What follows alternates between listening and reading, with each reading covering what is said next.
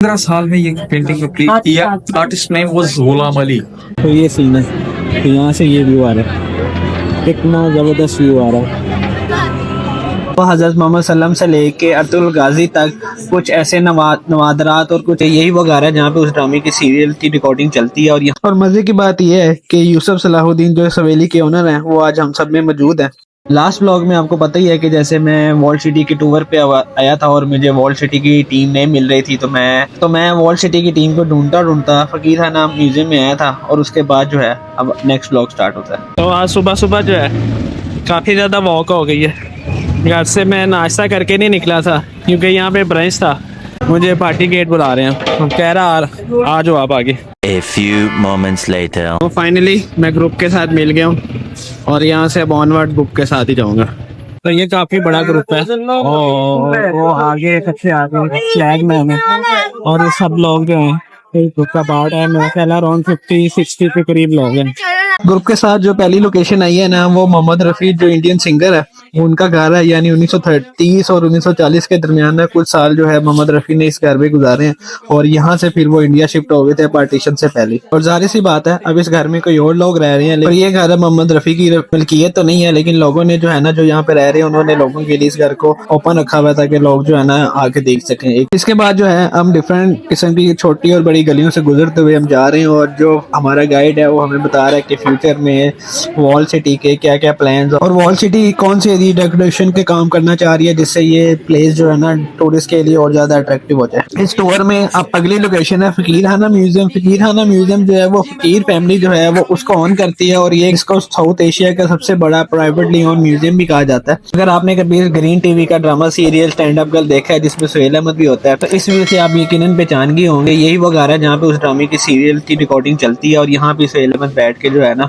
जुगते मारता है। इस घर को जो मेंटेन करते हैं ना वो सैफुद्दीन साहब करते हैं। फकीर सैफुद्दीन जो अपने घर अपने नाम के साथ ना फकीर लगाते हैं क्योंकि फकीर जो है उनका एक फैमिली नेम है और फकीर फैमिली ही इस घर को ऑन करती है। फकीर फैमिली 1930 के अंदर लाहौर में आई थी और यहाँ पे उन्होंने रहाइश भी की थी और उसके बाद से ये घर जो है ना फकीर फैमिली के ऑनरशिप के अंदर है। और लास्ट 300 साल में फकीर फैमिली में तकरीबन 20,000 डिफरेंट किस्म के नवादरात इकट्ठे किए हैं जिनमें ज्यादातर मिनिएचर आर्ट जो कि सैफुद्दीन फकीर के मुताबिक दुनिया में इसी तरह का मिनिएचर आर्ट शायद ही किसी के पास हो जो इस फकीर खाना म्यूजियम के अंदर मौजूद है। इसके अलावा हजरत मोहम्मद सल्लम से लेके अर्तुल गाजी तक कुछ ऐसे नवादरात और कुछ ऐसी चीजें हैं जो उनके ज़ेरे इस्तेमाल थी वो इस म्यूजियम में मौजूद है। लेकिन ये तमाम मुतबरीक अशिया आम लोगों के लिए बिल्कुल भी ओपन नहीं है। मतलब ये कि साल में 1 या 2 दफ़ा इन चीज़ों की नुमाइश की जाती है।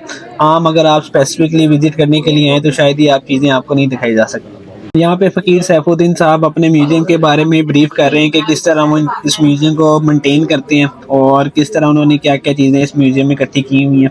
लेकिन उसका इनका यही कहना है कि अगर आप इस म्यूजियम को 100% विजिट करना चाहते हैं तो आप 15-20 मिनट में इस म्यूजियम को विजिट नहीं कर सकते। आप इसके लिए 4-5 घंटे या एक पूरा दिन चाहिए ताकि मैं आपको अच्छे से इस पूरे म्यूजियम का विजिट करवा सकूँ। ये जितने भी पिक्चर्स आपको नजर आ रही हैं ये पिक्चर्स जो हैं आज से 100-200 साल पुरानी पिक्चर्स हैं क्योंकि आपको ज्यादातर शहनशाह अकबर और मुगलिया दौर की पिक्चर्स नजर आ रही होंगी।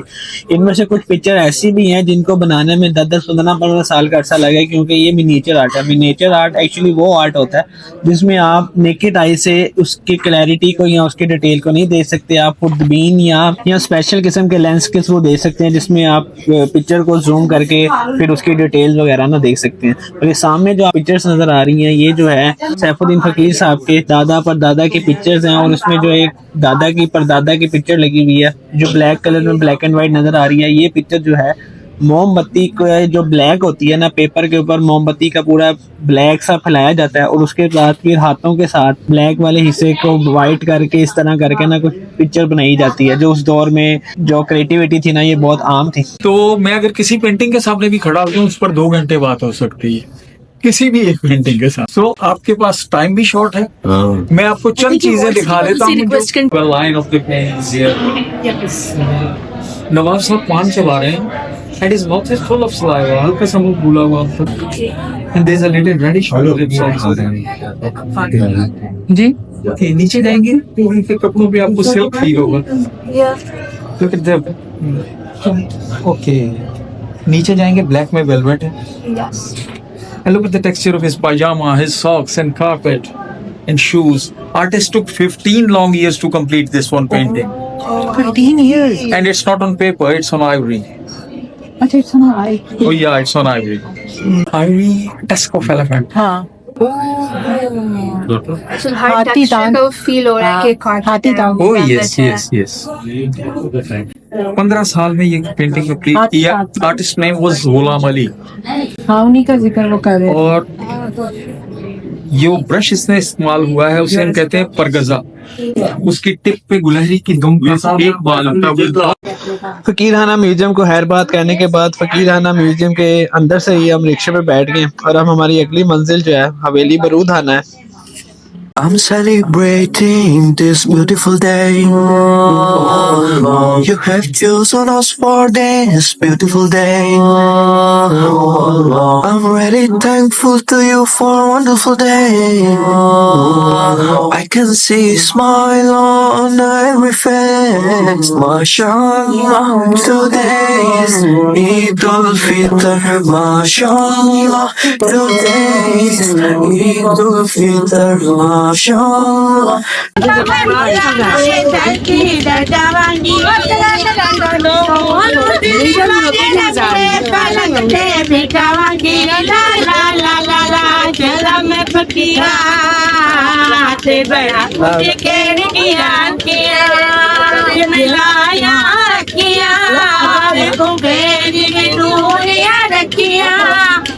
हवेली बरूदखाना पे हम पहुंच चुके हैं और ये जो स्ट्रीट म्यूजिकल परफॉर्मेंस थी ये हवेली बरूदखाना के गेट पे दी गई थी। हवेली बरूदखाना जो है इलामा इकबाल के दामाद यूसुफ सलाहुद्दीन के ओनरशिप में और यूसुफ सलाहुद्दीन इस हवेली को मेंटेन करते हैं और यहाँ पे पीटीवी के डिफरेंट किस्म के क्लासिकल मौसीकी के प्रोग्राम होते हैं। ये एक तारीखी हवेली है जो सिख के दौरे हुकूमत में 18वीं सदी में सिख लाहौर में हुकूमत करते थे उस दौर में बनाई गई थी। इसी वजह से इस हवेली के अंदर इंटरनेशनल और नेशनल बहुत से सेलिब्रिटीज ने विजिट किया है और यहाँ पे उन सेलिब्रिटीज की पिक्चर लगाई गई है।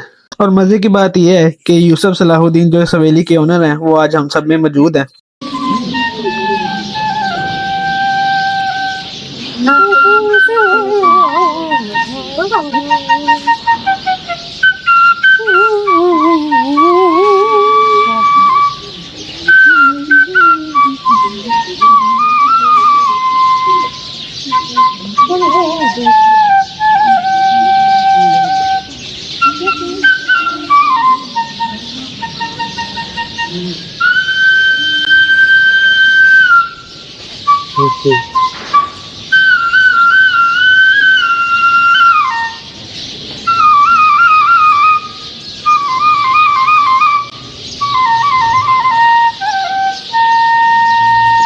इसके साथ ही जो है आप टूर का मेरा फेवरेट पार्ट जो है वहाँ पे हम जा रहे हैं यानी खाना, जो मुझे यानी पिछले 1-1.5 घंटे से भूख लग रही थी। तो अब जो है खाने का टाइम आ गया और टूर जो था मैंने जो ऑलमोस्ट काफ़ी शॉर्ट सा टूर लिया है यानी 2-3 प्लेसेस लिए हैं। स्टार्ट वाली जो है मैंने मिस कर दी थी, वो आपको सारी स्टोरी का पता ही है कि मैंने कैसे मिस कर दी थी। सो मेरे लिए काफ़ी शॉर्ट सा टूर था, लेकिन चलो कोई बात नहीं, जब तक खाना मिल रहा है, खाना है तो टूर बेस्ट है। सही बात है। अगर खाना ना होता तो टूर बेस्ट नहीं होता, तो इसलिए मैंने खाना मिस नहीं किया, मेन आइटम जो है, क्योंकि वैसे भी अभी भूख से बुरा असर हो रहा है। तो खाना मिल रहा है तो कोई टेंशन नहीं है कि शुरू वाला मिस भी हो गया तो कोई मसला नहीं है। शाबाश बेटा। तो अभी हम जा रहे हैं हवेली। अभी जब मैं सुबह में आया था तो यहाँ पे सारे रेस्टोरेंट ठंडे पड़े थे, लेकिन अभी जो है सारे चार्ज हो गए और लोग जो हैं पहले से ज़्यादा होते जा रहे हैं। सो आज वैसे भी वीकेंड है, संडे है, तो लेट नाइट तक यहाँ पे यही माहौल चलने वाला है, बल्कि इससे ज़्यादा रश होने वाला है। लास्ट टाइम जब मैं आया था ये वाली, लेकिन अब ये स्टाफ के लिए है और यहाँ पे मैंने मेरा ख्याल है ज़्यादा बेहतर वाली है।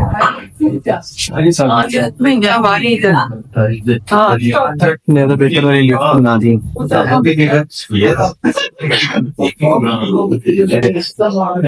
सो फाइनली खाबे वाली जगह पे पहुँच गए। अब उम्मीद है जल्दी से खाना मिल जाएगा। बिल्कुल रूफ टॉप पे हम आ चुके हैं और यहाँ पे जो है धूप काफ़ी तेज़ है, लेकिन धूप से ज़्यादा व्यू बड़ा मज़े का आ रहा है। तो ये सीन है, तो यहाँ से ये व्यू आ रहा है, कितना ज़बरदस्त व्यू आ रहा है।